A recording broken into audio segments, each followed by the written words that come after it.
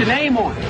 Just put your name on it. That's all I say. Be a man or a woman. Put your name on it. Well, I'd like to hear about it, potheads. How the fuck you gonna know how to be great if you don't study greatness? Look at the game tape. Donuts. Oh, yeah. Hey, you're not a bad-looking man, Mr. Gals. But you are, Blanche. You are in that chair. There's something wrong with us. Something very, very wrong with us. Oh, hey, buddy. Oh, yeah.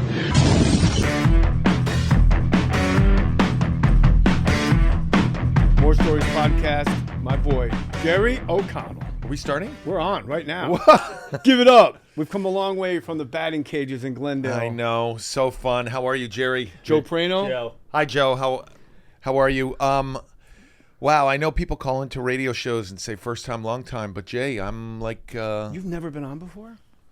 It's so funny. I was on your podcast before it was visual. Right, back in the house. Back when we did it in a Fox office in a radio station. Show, yeah. And we were holding microphones. Yeah. And can I tell this? You can cut stuff out, right? Yeah. Jay, I'm always here. I would always come when you call because you have you really shaped me as a person, Jay. I mean that. Jay is a touch older than me, just a scotch, and I don't mean that as an insult.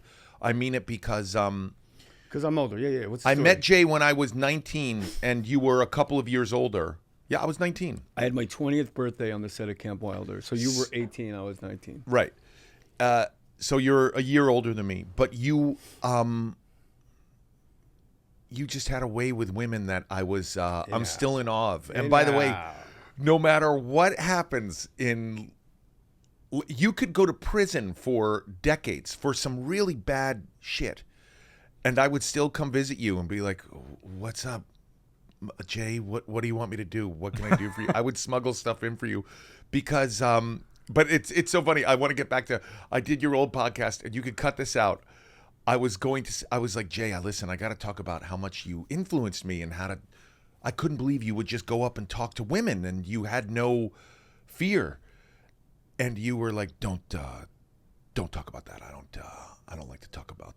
Well, I was married at the time, and I was walking on eggshells, right? You were in a relationship, yeah.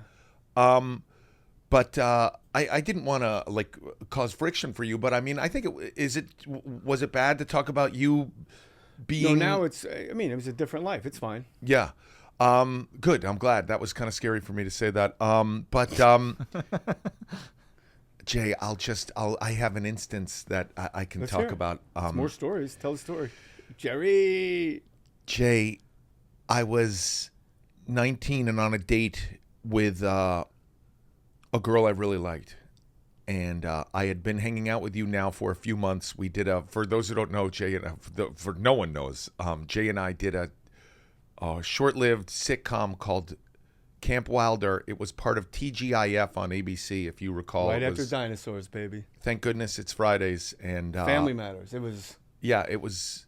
What was Step by Step? Step by Step. Step by Step, and we were Dinosaur, Family Matters. We were the Camp one Wilder. show that got canceled immediately. Everything else ran for decades, but... Kiss of death. Whatever. Here we are now. We got to form this amazing friendship. But I was on a date with a young lady who I really liked, and I was a little nervous around her. And we saw you at Caroline's, and we went to see you. And oh man, you're gonna cut this out. I hope it's not offensive. If I can cut it out, you should have no fear about it. Just let it fly. This young lady. We watched you do stand up, and this young lady said, "Oh, I can do a trick." And this young lady like rolled her tongue in 3 ways. You know how some people can roll their tongues in 3 ways? And without hesitation, Jay said to her, "If I had a clit, I would marry you." And That doesn't even make sense. And this young lady and I, who I dated for about a year after that, we thought it was the funniest thing we had ever heard. Oh, I get it now, because then she could use that tongue on my Right. on my button. But we thought it I was like that the you're funniest explaining your own thing. jokes to yourself. Yeah, no, I didn't get it at first. I thought it was the funniest thing I'd ever It's heard. pretty good. And I couldn't believe you said it without. There was no. I want to tell you, there was no I was hesitation. 19 years old. I know, but as this young lady was making the shape with her tongue, the joke came out, and I thought to myself, someday I want to be like Jay Mohr. And tell girls things. No, and just say. How fast would I be canceled if I said that today? I'm not sure if it's a cancelable offense. That sitcom Camp Wilder that we did, Joe. Also, Hilary Swank, two-time Oscar winner. Wow. Sure. What a sweet girl. And if you had to place bets on which one of us was going to win an Oscar or two, I mean, Hilary would have been a dark horse for sure. She was like 17. She was always a good actress. She was a kid. Yeah, I really, I think we both had feelings for her. I can say, I shouldn't speak for you. Crush. I had feelings for her. Beautiful girl. But remember, she was going out with that guy who I went to college with. Yeah, she was going out with this Seattle Sonics fan named Ben, who I never forget had a hat that said "Michael Cage is magical," and Michael Cage is like such a jag, just another guy. Yeah. That the fact that there was Michael Cage merch. Michael Cage is a Seattle Supersonic. Yeah, he was like just a forward, like a regular old forward. I only know Sean Kemp.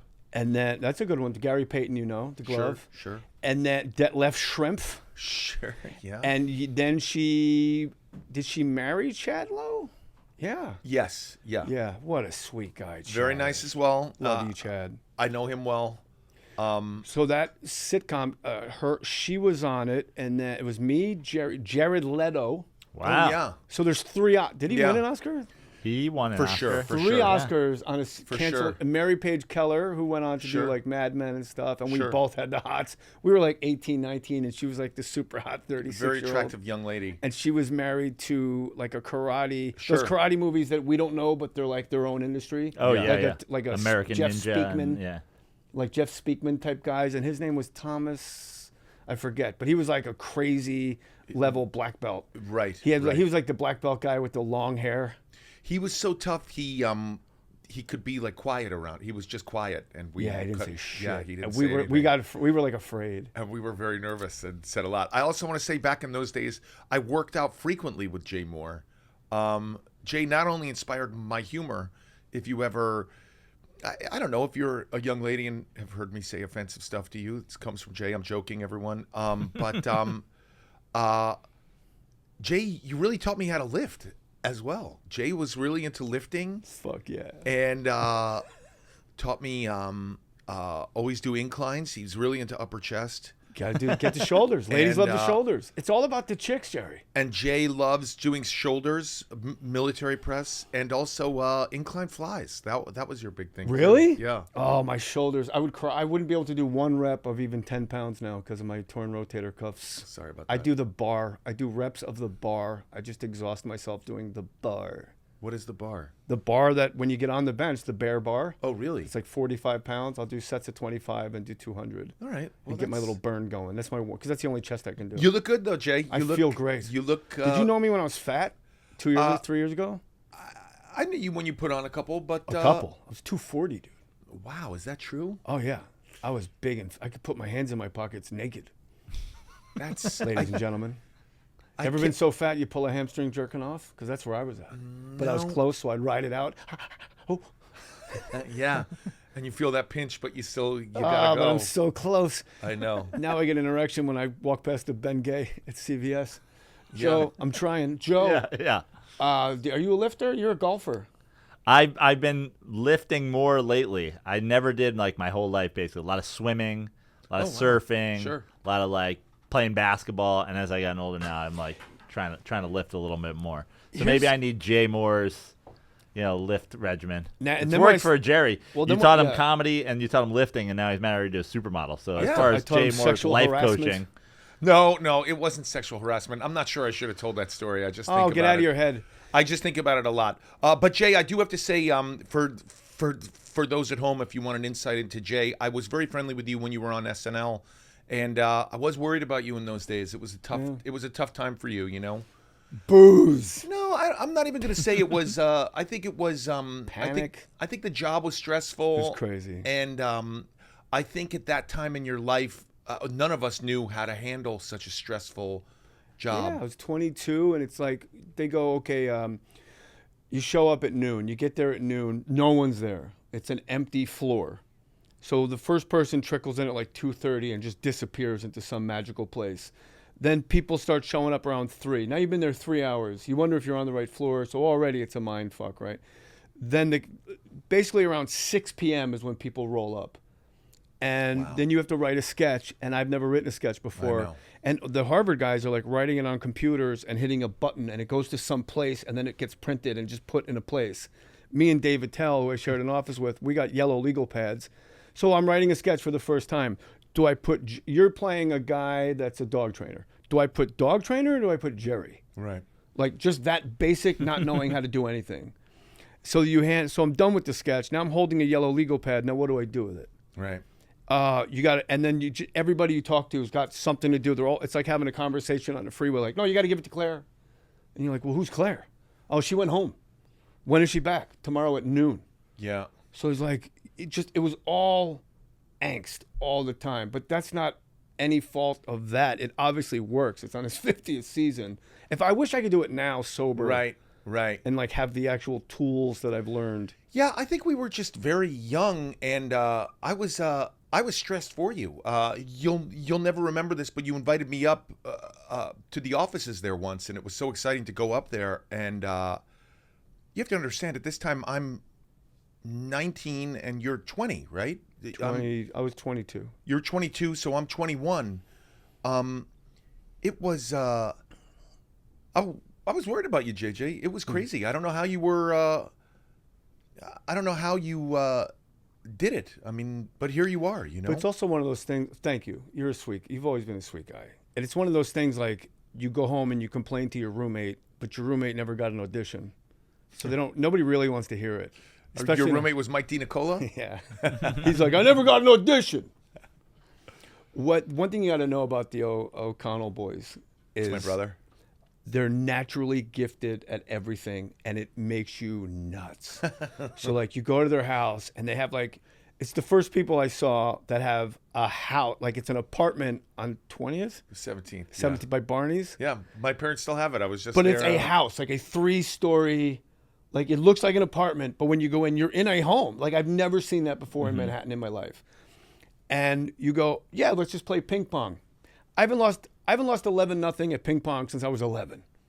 And these guys are like, they're holding a beer in one hand, a cigarette, and they're just like, bah, bah, bah. And you go, all right, let's play some one-on-one basketball. We were out in 17th Street, yeah. No, that was way out in the island. We were in Montauk or whatever. Right. And Charlie dunks on me. This kid's fucking 6'1" and puts his nuts in my face and dunks. And he was walking around all summer with those strength shoes. With those Coach K strength shoes, which basically just walked like you were in high heels all the time. I actually just ordered a pair on the internet. Did you really? I swear to you, yeah. For what? Just to see if I could like dunk or run faster. Just to see if I could wear them with the ankle weights and just double down. Yeah, no, they're the things that have the they lift your ankles up. Yeah. We used to call them strength shoes. I don't know what they call them. It's like you're wearing high heels. Yeah. And so Charlie, Jerry's brother Charlie, who's younger than Jerry, he dunks on me. He's like 6 foot, 6'1", maybe, and like his nuts are in my face. It's hot, and I remember I just go, you know what?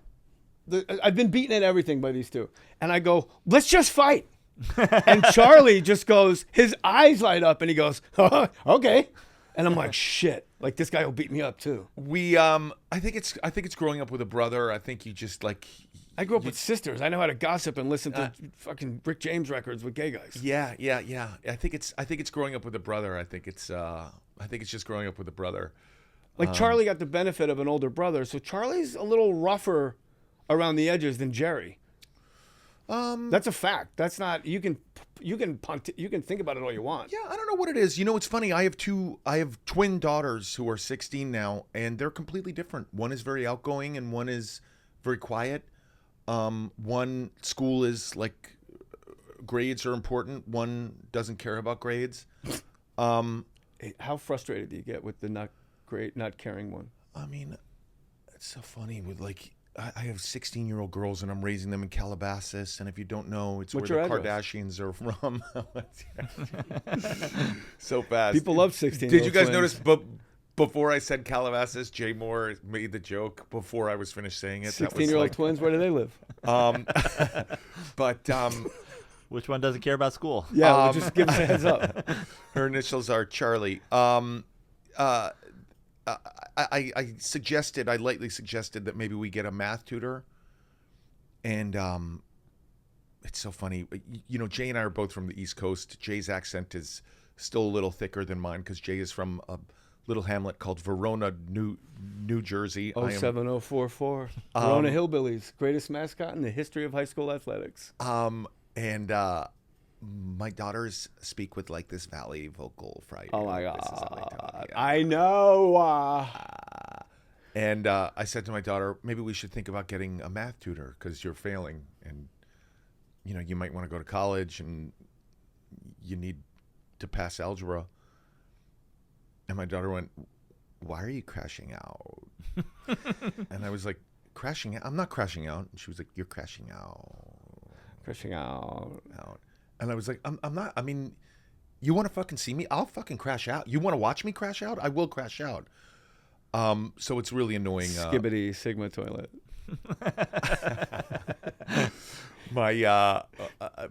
It's how are their friends? Do they have like cool friends? You know, it's like funny. My son's got great dudes. Guys are starting to come around.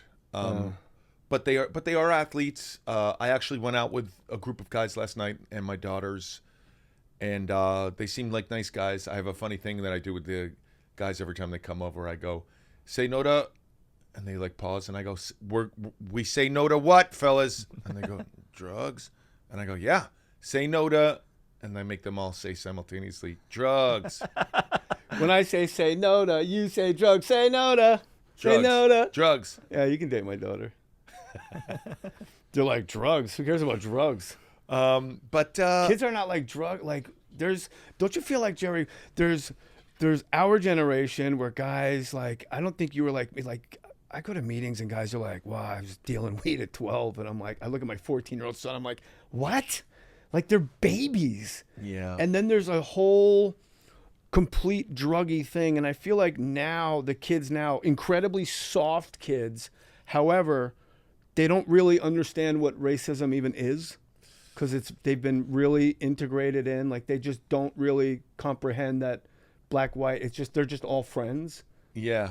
And gay means just like, oh yeah, no, he's gay. Right. Like and drugs, they're like, no, I'd rather play Fortnite. Right. This country's cooked. If you can't be racist, then smoke a joint. My kids have gotten pretty buzzed a few times. I picked my daughter. They went to a house party, and I said, I have a rule, like, girls, you can call any time of the night. I don't care. I'll come get you. And they're like, we have a ride. We're good. And I was like, I can come get you if anything happens. Don't even worry about it. And no questions asked. And so they went to a party, and like 1 a.m. We still have a landline. The landline rang, and it was my daughter saying, "Come and get us." And I can see their location. A little app called Life 360. It's a really good app. Not sponsored, but if they want to sponsor, if they want to, come by. But I saw where they were scantily dressed. You know, they're 16. You can actually see them through your phone? I can't see them, but like I pull up to the corner that they're at. They were at a house party that got shut down by the cops. It's now 1 a.m. in Calabasas. In an adjoining town called West Hills. Yeah. And they were dressed scantily. They're 16. They're standing on a corner at night. And I pull up, and they get in the car, and I immediately smell like alcohol. And my one daughter who sits in the front opens the window, and it's just like,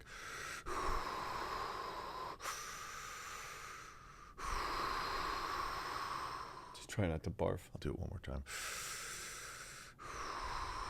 And I was like, you guys want to go to Taco Bell? And my daughter's like, yeah. And my daughter's just head out the window like, and I go, are you okay? And my daughter turns to me and goes, I'm not drunk. Okay, well, nobody said that. We're just, and she went, I'm not drunk. And Jesus. So is that the one that's failing algebra? Yeah, it is actually. Yeah, it is. You have the greatest staying out too late drinking story ever, and you're going to tell it right now. Yeah, I'm going to tell it right now. And this is actually another reason why Jay Mohr and I are friends. My father is British. He's an English guy, and he looks says like Mick Jagger kind of. He says hello, by the way, Jay. Hi, Jerry. And we were my brother and I in high school went to a beach party. We were underage, and it was a bonfire. Not a bonfire. Bonfire. Bonfires are good though. No, bonfires are bad because a bomb created them, and there's a lot of war out there. This was a bonfire. This was a good one, and it was 2 miles up from a parking lot up a beach, so the teenagers could go drink and make out and do whatever kids do at bonfires. And my brother and I were going fishing with my father, my English father, very early the next morning. So my father said, I'm going to be in that parking lot at 10 p.m. And then, of course, 10 p.m. rolled around. Really? Of course, 10 It's only p.m. been dark an hour. 10 p.m. rolled around and we were not at the car. And so my father had to walk up the beach 2 miles. And he walked into the middle of the bonfire. I don't know, 200 high school kids drinking, making out. And my father yelled, my name is Jerry. My brother's name is Charlie. My English father yelled, Jerry, Charlie, the luau is over. The luau is over. Jerry and Charlie, come out now. And everyone was hiding in the bushes. The luau is over. So somehow Jay Mohr heard that story when we first met doing this TGIF show that didn't get picked up, unlike every other TGIF show. And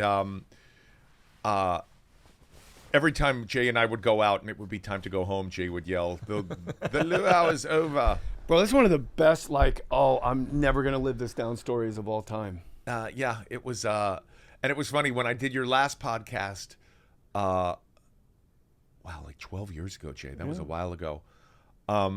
For years on social media, people would write the luau is over to me. It was really funny. So flood his comments with the luau is over. And good luck spelling luau, you potheads. Luau? Yeah, yeah. buddy. And how do you spell lay? Like Lei? Come on, I'm great at this. Is it Lei? I don't know, but nobody who's going to check me. Spell buoy. Bouy. Buoi. Isn't it Buoy? Yeah. Buoi. What a stupid word. Can you do restaurant? What? Can you spell restaurant? What are you, Patrice O'Neill? Restaurant. Right. Isn't that an Aretha Franklin song? Rant. If you were a fighter, what would you walk Patrice, rest in peace. No man. shit, big brother. That was your guy. He was the first black guy to call me the N-word. Like referring to me in a group like, this guy, what an honor. I know. If you were a fighter, what would your walk-up music be? Something yacht rocky. Does anybody come up to yacht rock? Shine, sweet freedom. Michael McDonald. Shine the light on me. I'm freezing cold. It was one of my first bits in high school. Oh, really? Michael McDonald. It was Running Scared, Billy Crystal and Gregory Hines. And that was the soundtrack. And I go, Michael McDonald always sounds like he's freezing. He's like, ooh, try sweet freedom. Yeah. Turn the heat on, please. Yeah. I'm freezing cold. There's that really funny 16 singing Michael McDonald. There's that really funny SCTV sketch. Oh my God! Where the dude runs in right at the. Rick Moranis was low key the real genius of the whole operation when he just keeps running in to do the back vocals on that track. It's so funny. I actually saw Michael McDonald at the Hollywood Bowl in concert, and he has that one solo in that Christopher Cross song. Not crisscross, make you jump. Christopher Cross will make you sail it, jump. But in the Christopher Cross song, God, that would be so funny. If Michael McDonald. That's where my head. I'm just waiting to get a joke out. Crisscross will make you jump. Johnny Mac will make you jump. Crisscross will make you jump. Johnny Mac will make you jump. Daddy Mac will make you jump. That's the only words we know. So you saw him. So I saw him, and he does that one solo in that Christopher Cross song. I think it's ride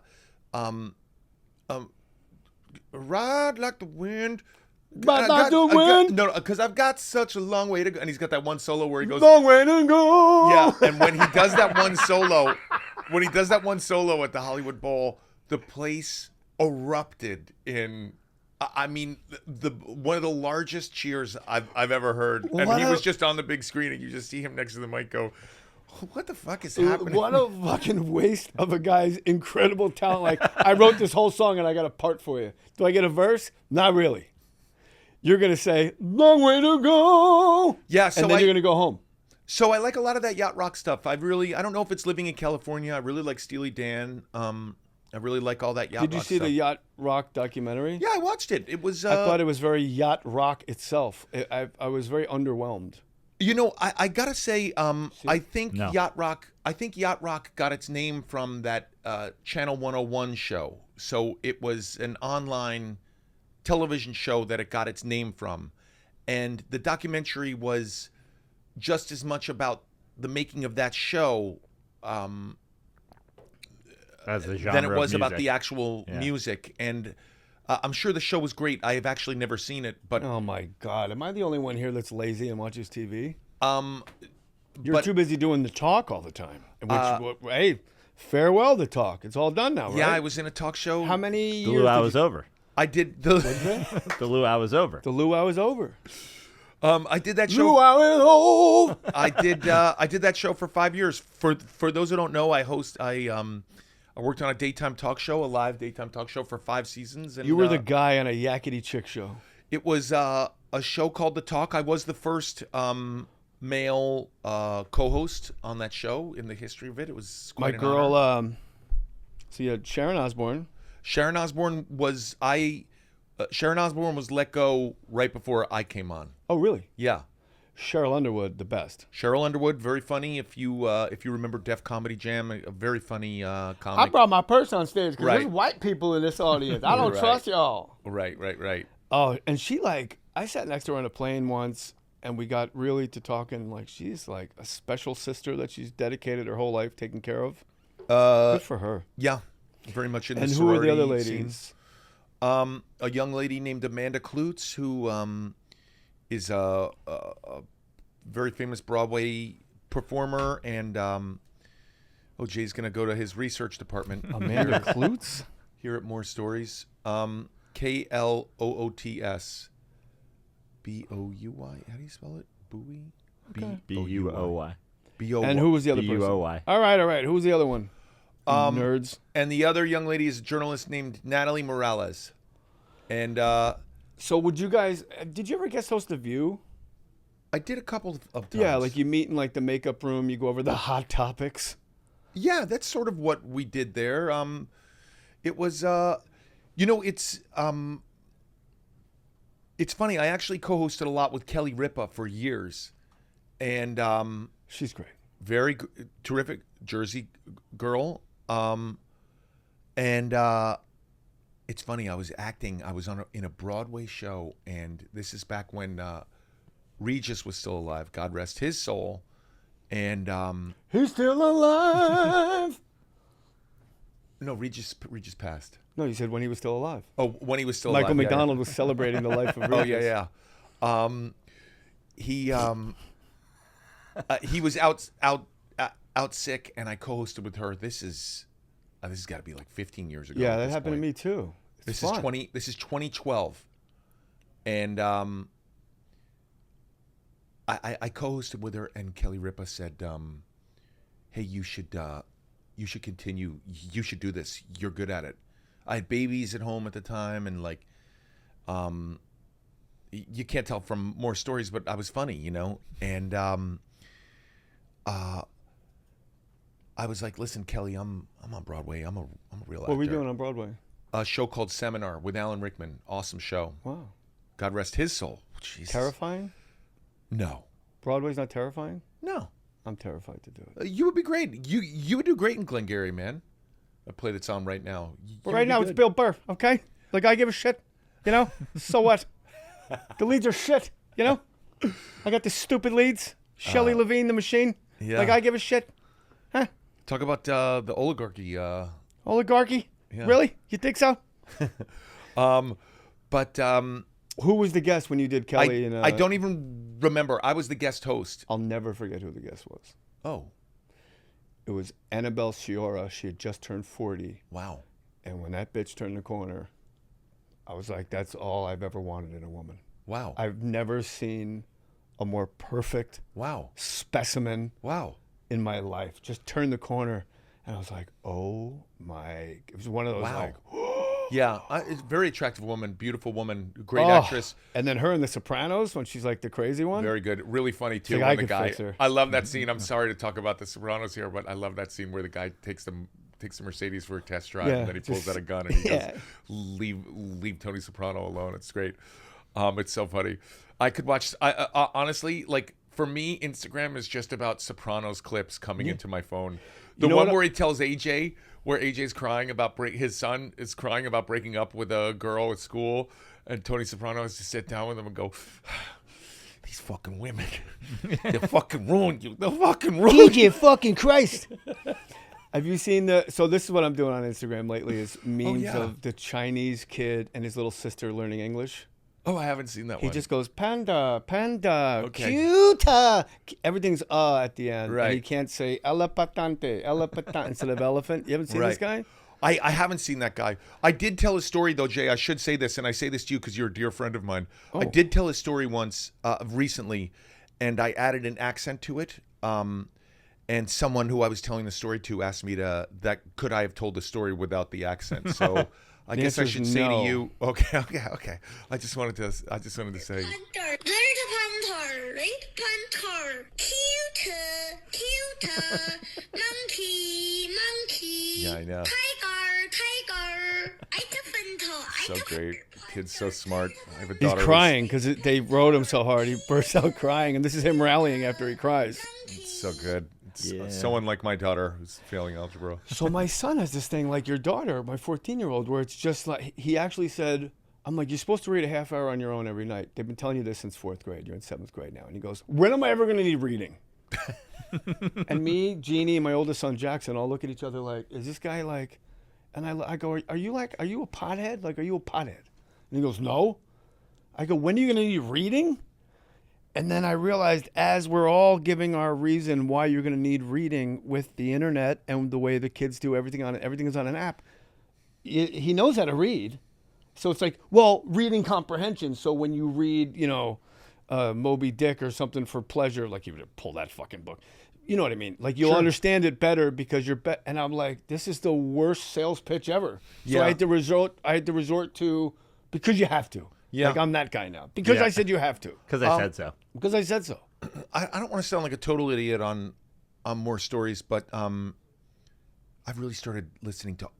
Got to give them a plug. I mean, I'm sorry. I've started listening to Audible, and I listen to books, and I just listen. It's so funny because my kids are in high school, so they're reading like. Us. Really? Yeah. Because my kids are reading. Oh, this is another Jay Mohr joke that I'm going to get to. My kids are reading, like they just read One Flew Over the Cuckoo's Nest, so I listened to it on it's a Audible. Hip high school. Man, it was such a good book. Oh my gosh. Who read it? Do you know? John C. Reilly. It's amazing. It was so good. By the way, I know I scolded you. I didn't scold you. I just let you know. He did do all the accents. He did all the accents in that book, and there are a lot of characters in that book. My favorite character in Cuckoo's Nest, the movie, is Danny DeVito because he's always got that little smile on his face. I know. And I just want to like pick him up and hold him. You would really love One Flew Over the Cuckoo's Nest, Jay, because you know what? Like, I think the guy's name is McNulty, is the main character. Yeah. Murphy. McMurphy, or Murphy is his name? It's something. Played by Jack Nicholson, your dog. I know. He honestly, Jay, he kind of reminds me. Like you could, if they ever redid Cuckoo's Nest. Fuck yeah. Cuckoo's Nest on Broadway. You could, yes, Jay, you could do him. Your 16-year-old plays Nurse Ratched. The smart one. The smart one. Oh gosh. Do you want more kids? I do. But my wife and I don't think are physically able to do that. We're in our 50s. Aren't you glad you have, like, speaking from experience too, like, aren't you glad you have a hot wife? Like, don't you see other guys out there in the world with their like fatso wives holding wine, and you're like, ugh. Like every night you gotta lay next to this pig. we don't judge people physically. Shut up, Elefante, cute monkey. I'm asking, aren't you glad you have a hot wife? I'm. Let me put it this way. I am amazed that I am with such an attractive woman. I do. I do consider myself very uncross your arms and relax. Very negative body language. Where'd those Zins go? My Where'd he put where's that? my arms were crossed. If anyone's listening to this, my arms were crossed. They're watching it. We're on YouTube right now. It's live. No, look. Show him the screen. Can you put it up here? I'm sure. He doesn't believe. This one's out. Oh, really? Even the part I said about the story about all the racist stuff stays in. Anti-Semitism. So tell me about the Diddy Party. No, I'm sorry. Epstein Island was your thing. I should say I did go to one Diddy party. I have been to one. I went to one white party. That was a party where you had to wear all white. I was drinking very heavily. You at went the time. naked. No, it was actually later in the year. It was white. And it was very difficult to find pure white because it was like in late August. It was Labor Day, and they had all moved on to fall colors, all clothing stores and everything. What are you, in the fucking garment district? well, I mean, it was just tough. Like everything was like sort of fall, like this is the rich manliest colors. conversation I've ever had. It was so hard to find true white. It was all off white and eggshell. But I went there and got a vodka. And where was the party? In the cranberry. Hamptons? It was at a mansion in the Hamptons. And I believe a lot of the footage that we see from like any Diddy documentary, I was at that. I'm in the crowd somewhere there. Did you see other celebrities there that you recognized? Actually, there. I'm sure there were other celebrities. I'm not really remembering at this time. How old do were have you to tell at the you. time? In my 20s. I do have to tell you. It then moved to another nightclub in Long Island. Which was a famous nightclub. The name is escaping me. Aces. And that's where the after party was. The party after the party. Yes. And we all went there, and there was a big fight that occurred, and it was over the bill. I couldn't believe there was a bill for this. And I think I had been on Camp Wilder at this point, and I was in Stand By Me.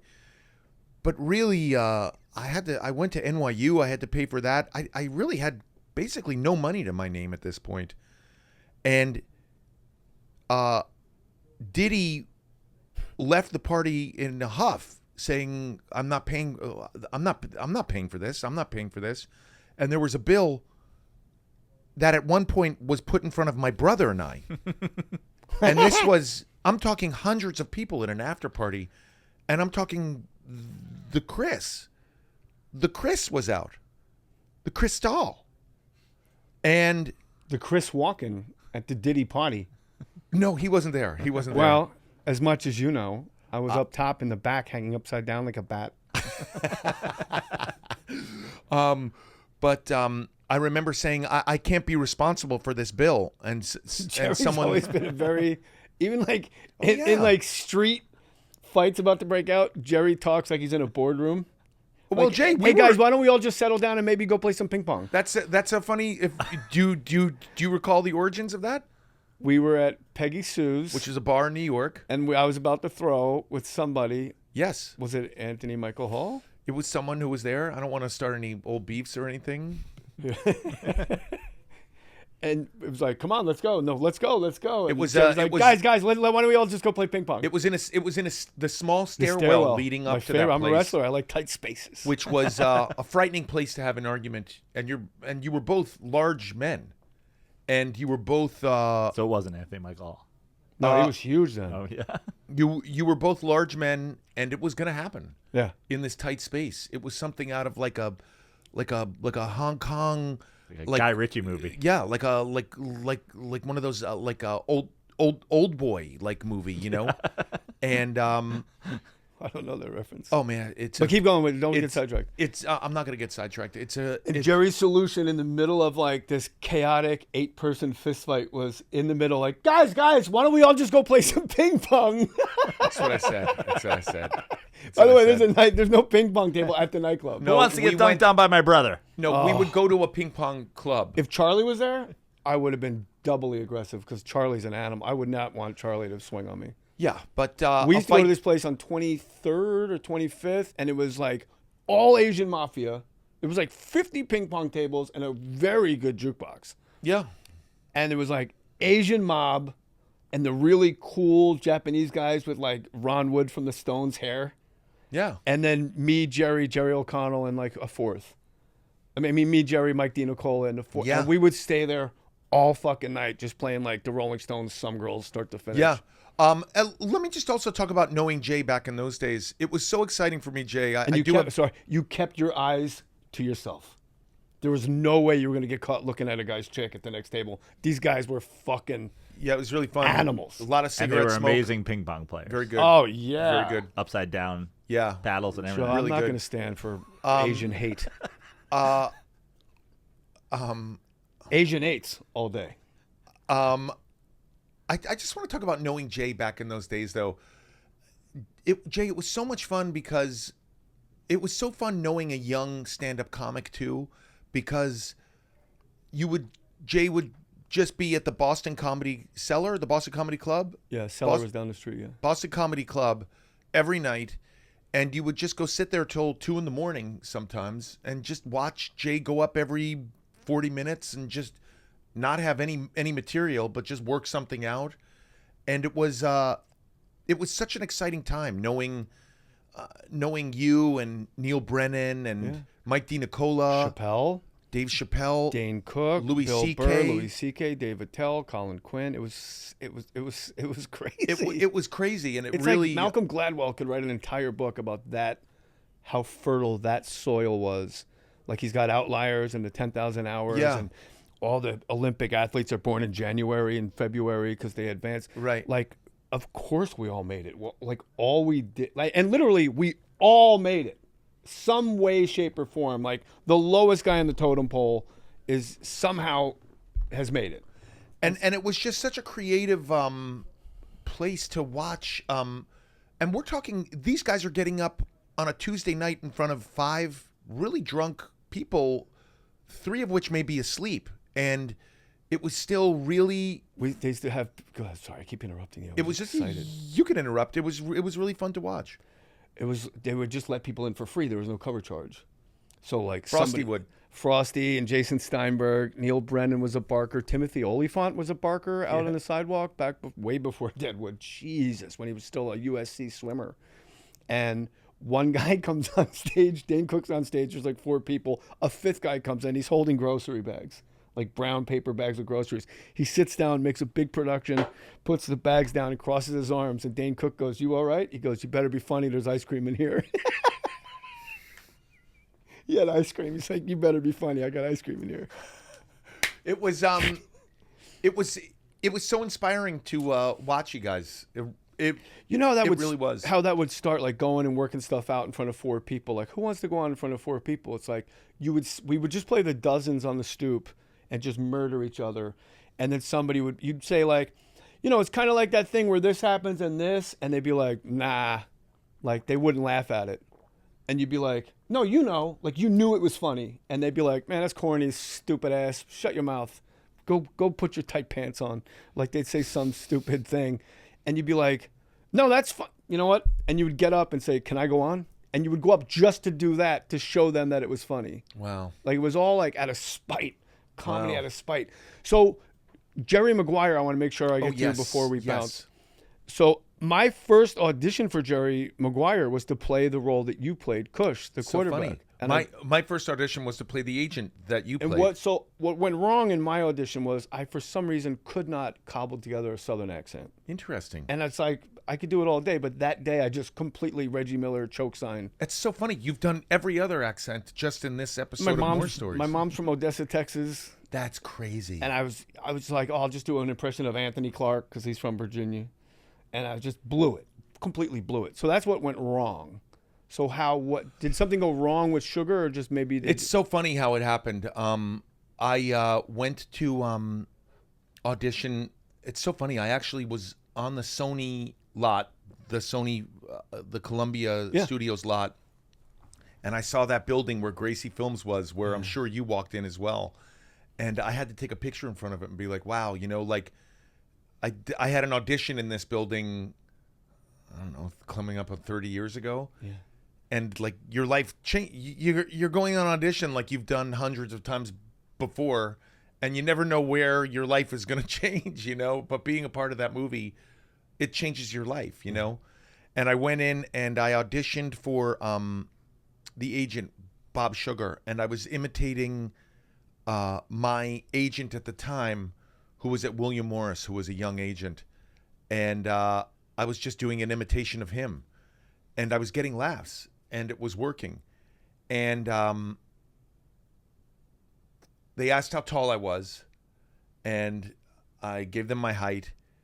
And I could see people like wincing, you know, it just wasn't going to work out, you know. 6'1" and he's 5'8.5". It just, I could see people being like, I could see there was a group of people there in the shadows, you know, and I could see like head shakes, you know. You could feel it in the room. It's not going to work. He's too tall.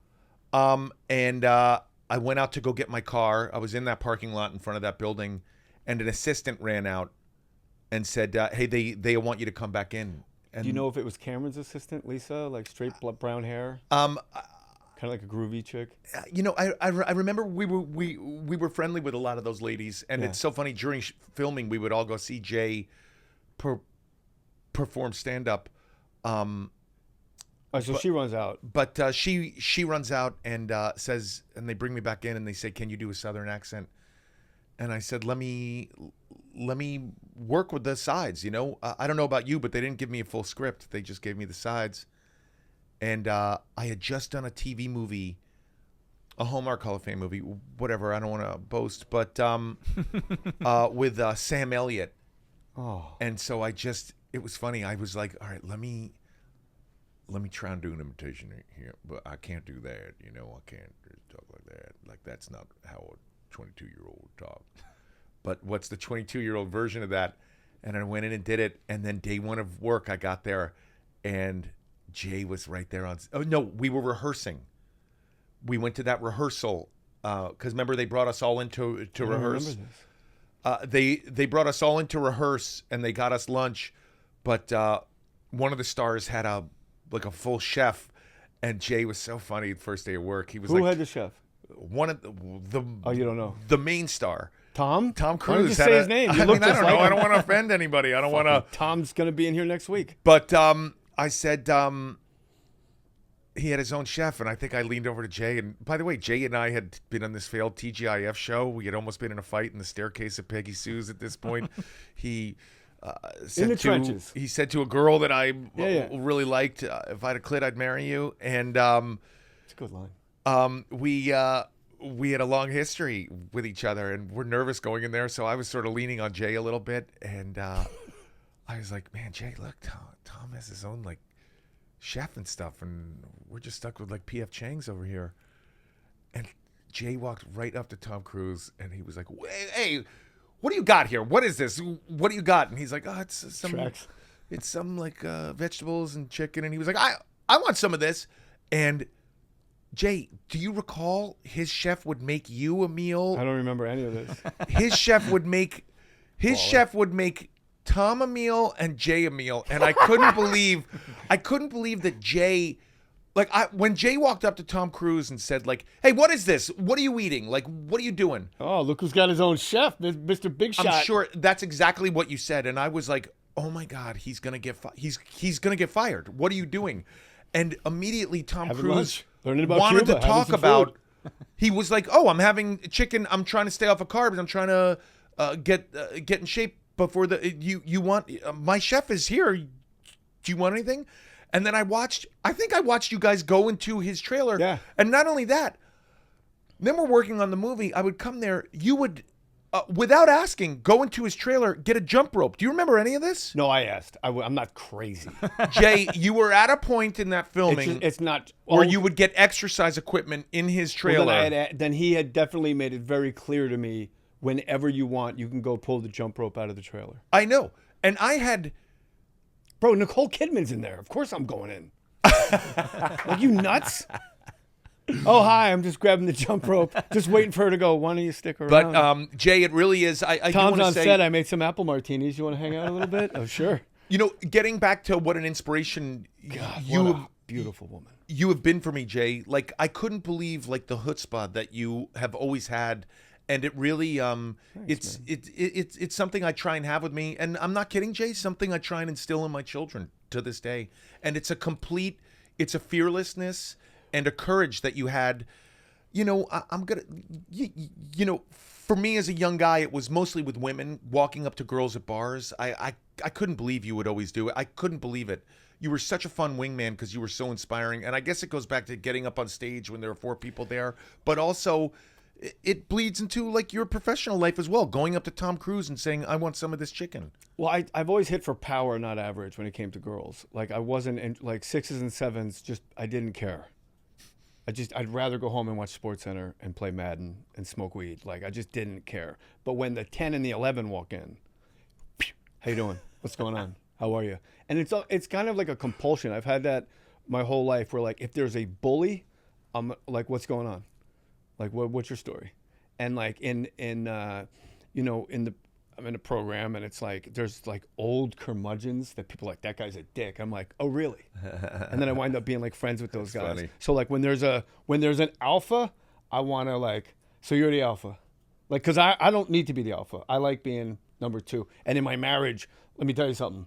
You marry Jeannie, and it's like you go from Batman to Robin pretty quickly, and you that's not a role you can have if you need to be alpha. Yeah. Like when I walk with Jeannie down the street, nobody sees me. I'm completely invisible. Yeah. It's like, oh my God, Jeannie Boss. Yeah. And I love it. I love walking with her on a red carpet, and I get to just support her and rub her back as she does interview after interview. Right. You and I both know how terrible that is. Right. And then this, and then this, and then you talk to this guy. And then there's the weird student with bad breath and smudged glasses holding a tape recorder up to your face. Right. I have a, I mean, my wife is, I'd say significantly more successful than me, and I know what that's like, and I'm. My wife is, you know, in X-Men, Star Trek. Arguably, it's so funny having the best year of her career, and my wife is a woman of a particular age. I'm so stoked for her. You know, it's really fun. The Jerry Maguire completely changed our lives. Oh yeah, for sure. And when you were on set with Tom, were you like me? Like he is the biggest movie. Eddie Murphy was like I think Eddie Murphy's the biggest movie star I ever saw in my life. Right. Like they had to build a tunnel for him to walk the set. Yeah. Because people go fucking crazy. Like because he's a comedian, they see us and they want to, like, they know you because you've made them laugh and you're in their house and they relate. Whereas like a movie star, there's kind of like everything's a little at arm's length. Like, oh, I think that's him. Don't go up to him. It's crazy. Yeah. I'm. It's so funny. I'm completely the opposite from you, Jay. I don't go up. I didn't really say anything. I didn't say much to him on set. I did my scenes, and I stayed out of his way. Man, I got cush lash. Yeah. I really snake in the door. I really sort of I get shy around such stars. But you know? I think that's normal. I think what I'm doing is abnormal. Yeah, but I'm saying again, getting back to you, you became best friends with him on that movie. Weren't you surprised at what a regular dude, like a man's man, how freaking cool he was and how kind he was to everybody? Very kind to everyone, very nice. It was really funny, and I'm sure you saw this too.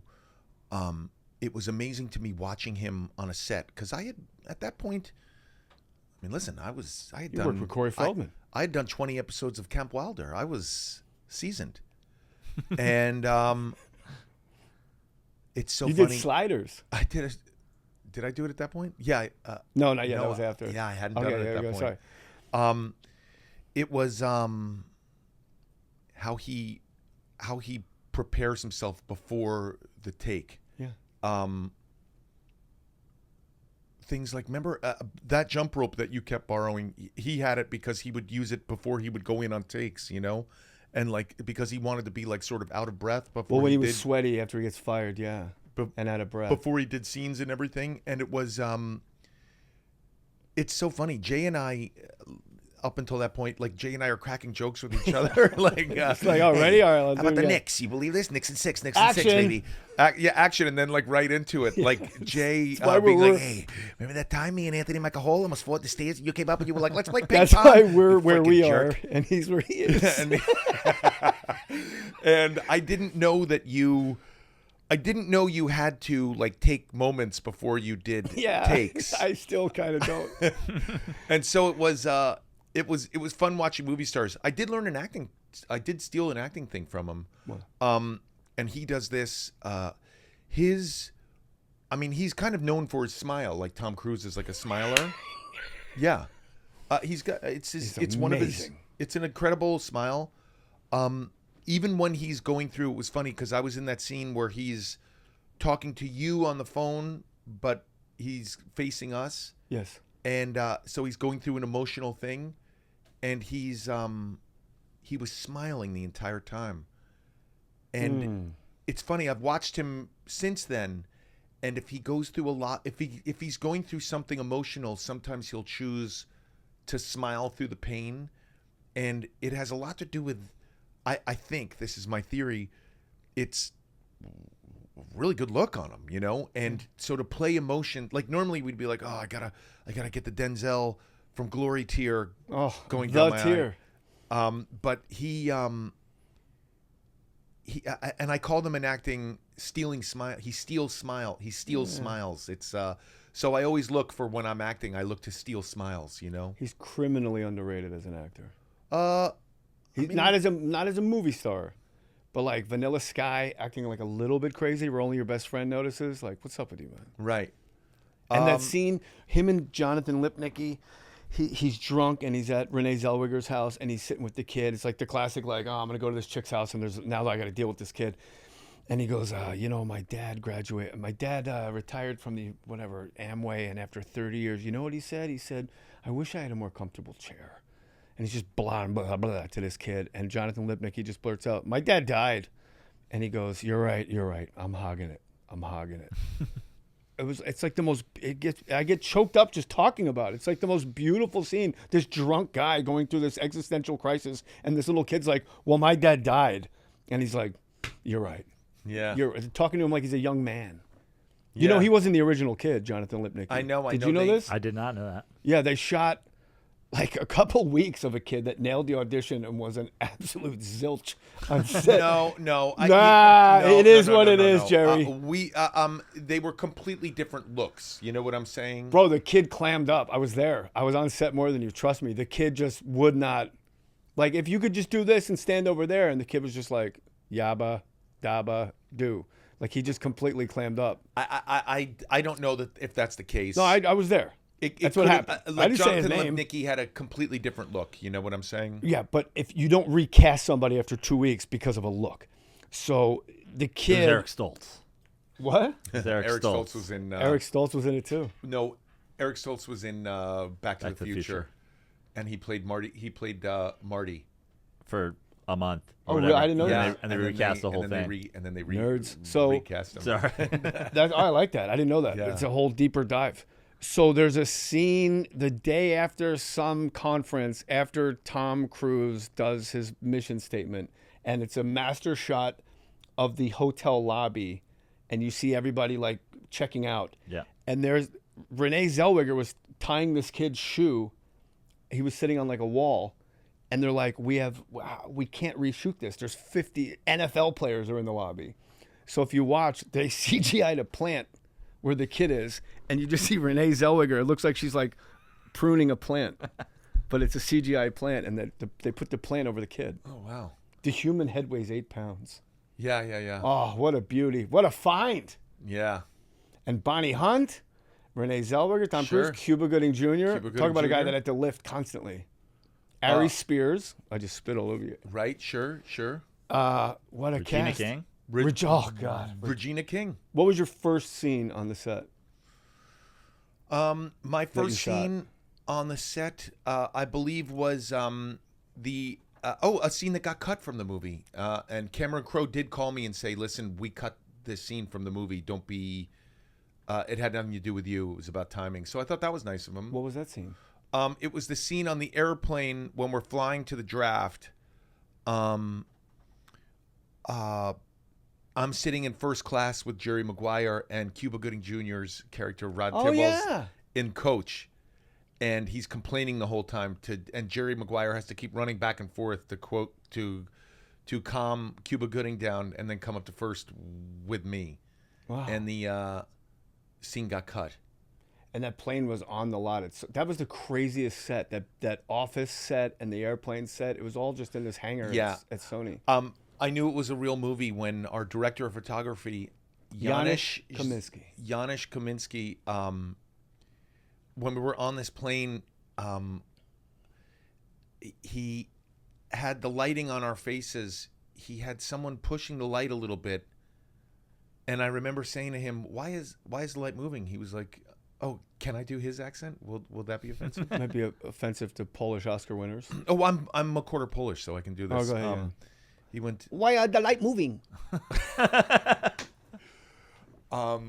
He said, you're on a plane. The plane is moving.